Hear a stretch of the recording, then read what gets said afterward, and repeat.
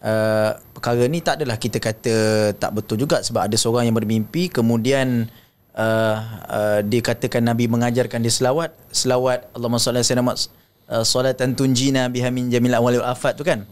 Selawat apa dipanggil tu? Tafrijah. Selawat itu yang dikongsikan dalam mufti wilayah. Dia kata dibolehkan sebab tak ada benda yang bercanggah.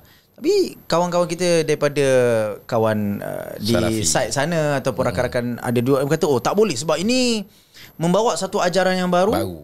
Ibadat yang baru yang setelah Rasulullah wafat tak boleh sebab ia datang melalui mimpi. Jadi macam mana kita nak mengolah ataupun berdepan dengan perkara ni? Dia isu ni kita kena balik pada satu persoalan tentang perkara yang baru. Sesuatu yang tidak diajarkan oleh Nabi SAW, bolehkah kita buat? Dia ada satu istilah apa dia? Menambah lafaz yang baru terhadap lafaz yang warid. Dalam kategori disebut sebagai bid'ah idhafiyah. Maksudnya perkara tu Nabi sebut yang ni, lepas tu kita pandai-pandai tambah. Ataupun kita tambah jadi lebih. Contohnya macam selawat, kita tambah sayyidina, tambah apa semua. Selawat tu asas tu ada. Kemudian kita tambah benda baru.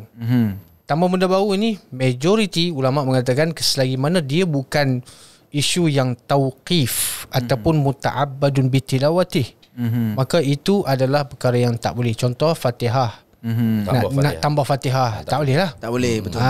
Tapi kalau benda yang bukan muta'abbad bitilawatih, tak ada masalah. Contoh macam surah Al-Fatah yang ayat terakhir tu Muhammadun Rasulullah.